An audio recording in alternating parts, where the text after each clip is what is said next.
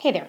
Today we're going to talk about the last set of quadrilaterals that we're going to discuss in this chapter. Today we talk about trapezoids and kites. And a trapezoid, we have different types. We have just a basic trapezoid, but then you can have an isosceles trapezoid. So we're going to talk about both of those, and then a kite is just like you would think of when you were a kid. Let's talk about each type. Starting with trapezoids. Now, we start always with a definition of it.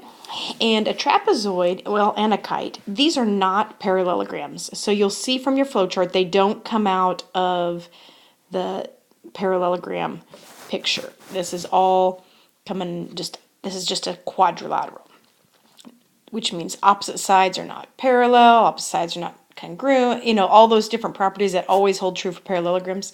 Not necessarily the case. Now in a trapezoid, what we do have is one pair of opposite sides parallel. That makes it a little bit different. It's not both pairs. You're going to have this one set that's parallel, this other set that's not going to be parallel. All right, these are your bases, these are your legs. If you happen to have an isosceles trapezoid, it's kind of just like an isosceles triangle. It's going to have two sides the same. Now the parallel sides will never be the same. They'll always have to be different. But these two legs, they might be the same length.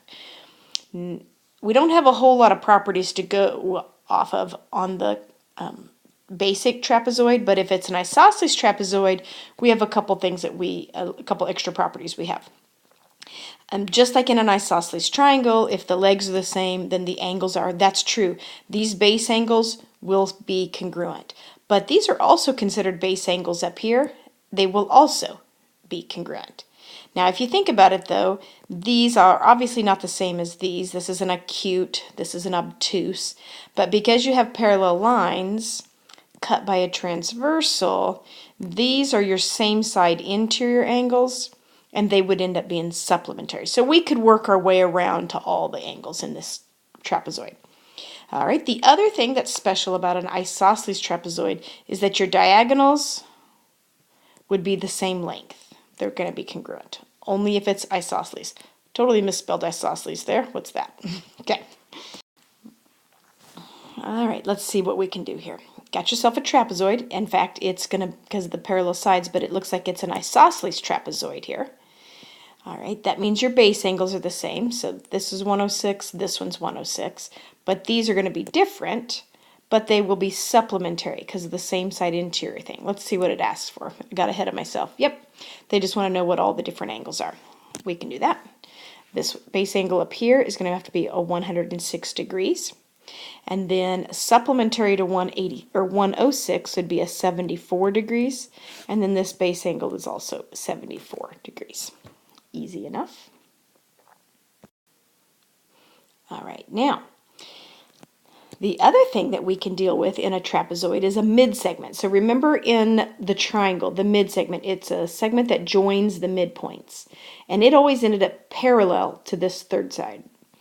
Now, not only is it parallel, remember that it was half as long as this base. Same idea holds true for a midsegment in a trapezoid. Again, it's a midpoint connected to the opposite midpoint. This is going to end up parallel to these two. Now, not only is it parallel, so you'll have your whole parallel cut by transversal options to work with, but the midsegment, this right here, is equal to the sum of the bases. Since there's two bases up here, this was just half of this one. Now it's half of the sum of these. So let's try it. If RA is 15, MN is 23, what would TP be? All right, so my midsegment is 23. It equals the first base plus the second base divided by 2. And the first thing that I'm always going to do is turn around and get rid of this fraction. I'm going to take both sides and multiply it by 2. And you might kind of be able to do that in your head a little bit as far as if this has to be half of these two added up, you really can just double this. That gets you your 46, and know that these have to add up to 46 then, which is what's going on. Subtract the 15 from 46, And you're left with x equaling 31.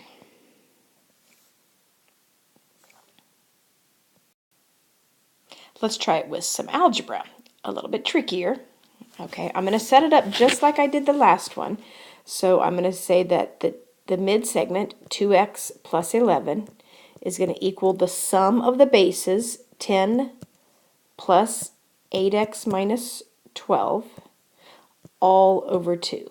But the very, very first thing I'm going to do is take both sides and multiply it by 2. And I'm going to take that mid-segment times 2. 4x plus 22, got to distribute that, equals, over here I'm going to go ahead and combine some like terms. I'll have a positive 8x and a minus 2. These 2's cancel. Don't try to do anything else with that. All right, subtract the 4x to the other side. Add the 2. Divide by 4. X is 6. Now, they want to know, though, it says, what is x? Got that. But they also want to know how long mn is. So I'll take the 6 and plug it in right here. So 2 times 6 is 12. And 12 plus 11 is 23.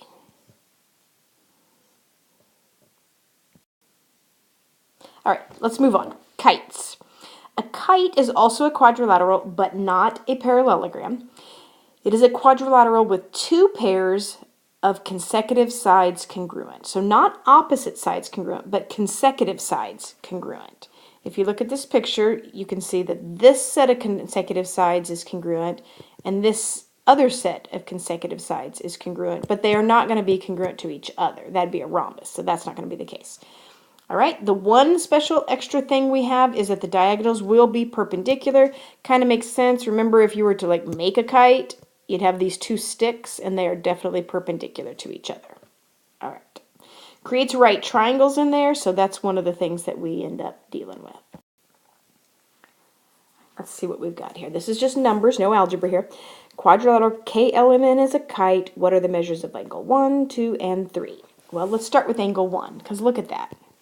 The measure of angle 1 is this one right here, and since the diagonals are perpendicular, the measure of angle 1 will have to be 90. Okay, now, if I look at this, not only will this one be 90, but this will end up 90 right here. And it didn't list it there, but this, because it's not always the same way, but this long diagonal will come in and it will bisect this angle. Now, it doesn't happen on the L. If you look at L, if I draw on this diagonal, it does not bisect that angle.